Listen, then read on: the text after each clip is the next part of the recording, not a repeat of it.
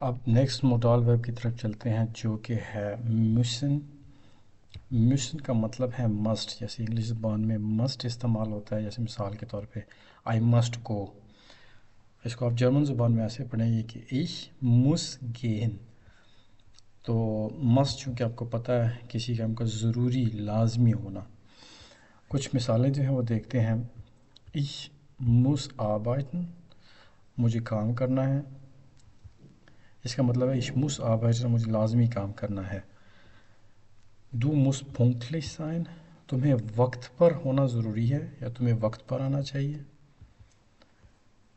اس کو آپ ایسے بھی کہہ سکتے ہیں کہ du musst pünktlich kommen، تمہیں وقت پر آنا چاہیے یا تمہیں وقت پر آنا ہے۔ wir müssen lernen، ہمیں پڑھنا ہے۔ اب یہاں پہ یہ کوئی کنڈیشن نہیں ہے، یہ ضروری لازمی کے معنی میں آتا ہے کہ ہمیں لازمی پڑھنا ہے۔ wir müssen lernen۔